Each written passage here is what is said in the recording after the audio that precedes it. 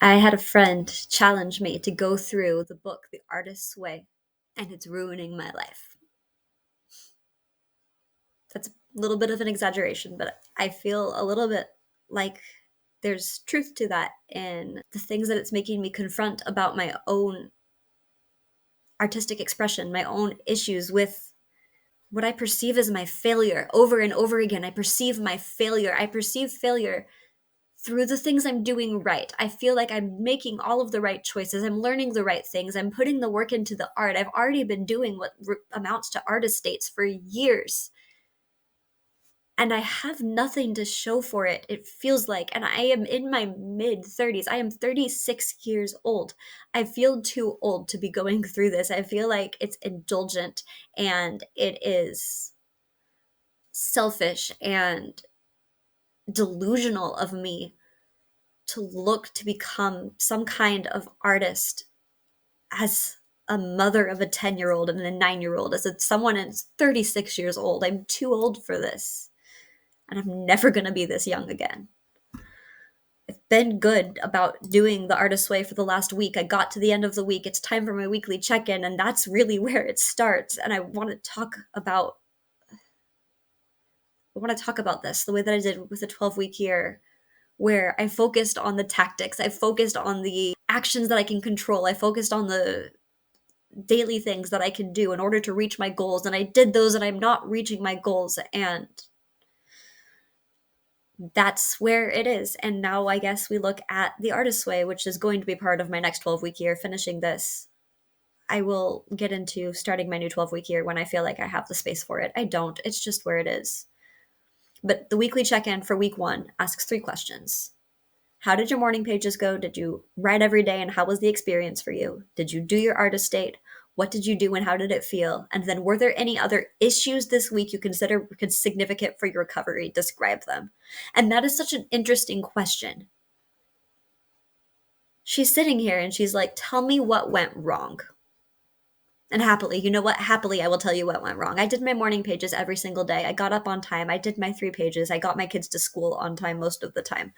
I am doing them despite the fact that I'm still recovering in my wrist from an injury, and sometimes it's been hurting to do my morning pages. I wrote every day though, but that's not particularly unusual. I've done this part before. It's fine. It's been reasonably okay. Getting my feelings out beforehand has helped me be a little bit more productive. I did my artist date last night. It's frustrating for me because so many of the things that I've seen online where I'm like, what is an artist state? How do I do this? Or things I already do, spending time by myself, going places, cross stitching, and accessing your inner child by coloring. Like, I do all of this already.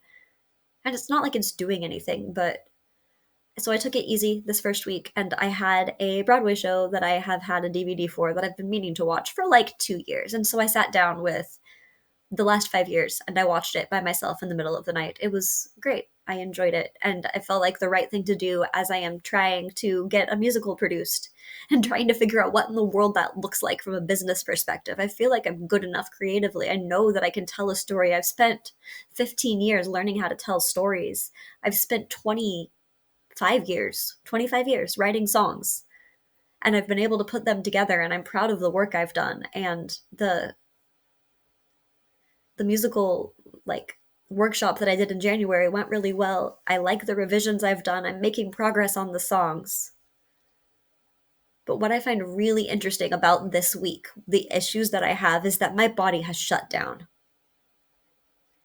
And I don't know whether it's because I finished a 12-week year, my body's like, okay, cool, time to be sick now, or if it's this. But some of the research that I've been doing into the mind body connection tells me that it's this. And this is why I'm struggling, and this is why I'm hurting. I've had headaches every day this week. I have just a cold hanging out in the tip of my nose. And I felt this general malaise that doesn't feel like sickness, but doesn't feel right. And it's like I'm purging myself of all of these blurts and these negative things that we're meant to talk about in the first week, where I tell myself all the reasons that this is foolish and stupid and I'm a failure.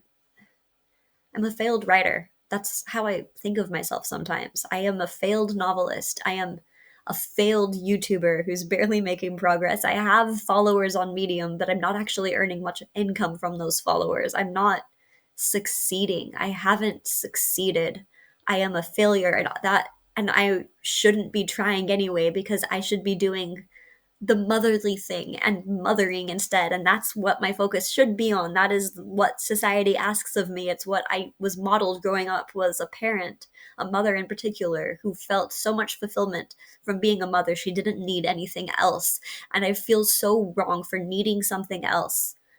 I love my kids. I am so proud of my kids. I'm happy to be their mother, and I need something else.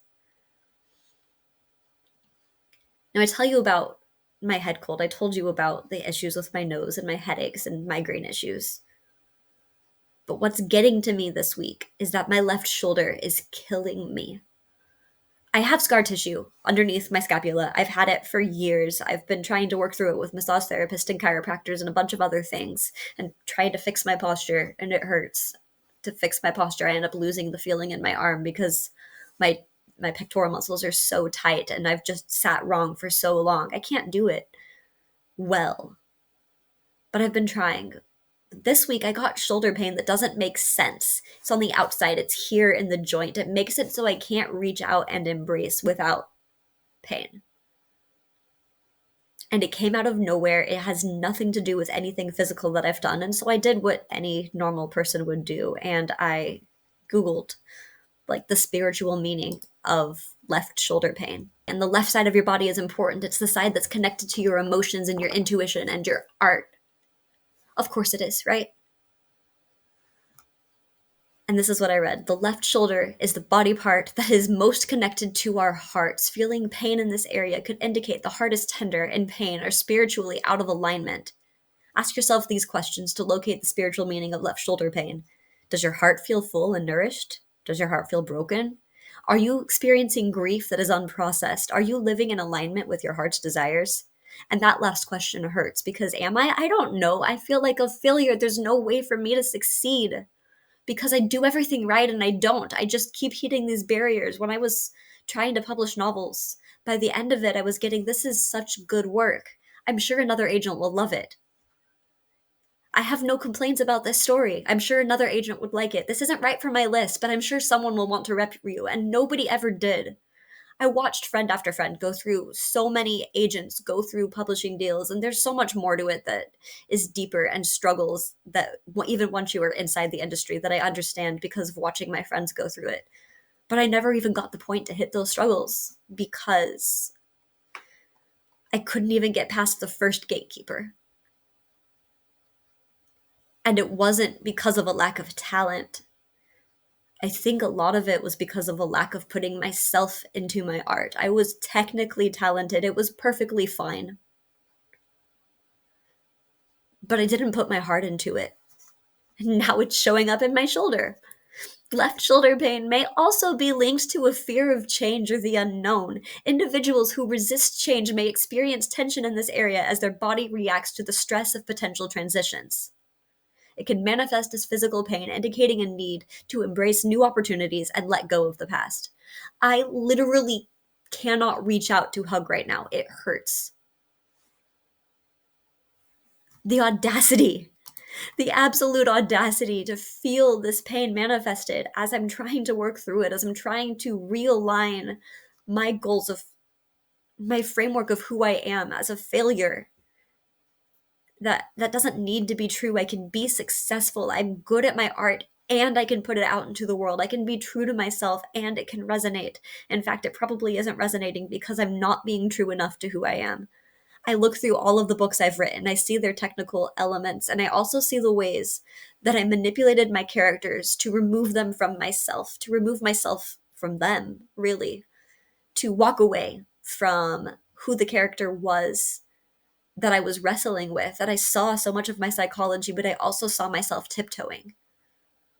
I wasn't comfortable being the kind of artist who exposes her soul, and it's run me raw not doing it. And I do think in my musical, I'm finally doing it. I feel like I'm just throwing my heart onto this page, but I need the audacity still. I need to feel this belief in myself. And there's this moment that I've been wrestling with as I've talked with friends of mine about pursuing art recklessly.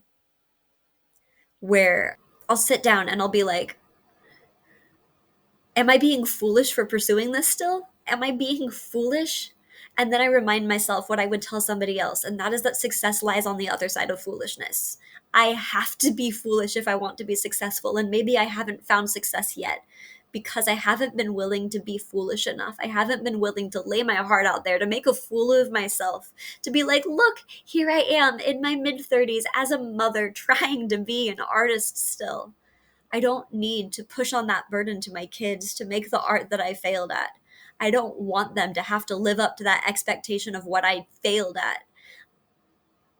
I want to do it for myself. And if they see that as an example and they want to be artists when they grow up, then that's great. And if they see it and they want nothing to do with it when they grow up, that's also great. But I don't want to have to sit here and be like, I'm the wrong generation. I had to unbreak so much generational trauma, like so many millennials have done, and that was my job, and becoming an artist is the job of my children. I just don't have to try because that wasn't my responsibility. And yes, it is. Of course it's my responsibility to try. It's my responsibility to be reckless with my creativity, to be reckless with putting myself out there, to be the kind of person who is an artist, even if it gets me these weird looks from my family. I would rather be the black sheep in my family and recognized for my art and seen than fit in with a family that doesn't understand the importance of art in the same way that I do, who doesn't have these deep desires to be an artist as a living the way that I do.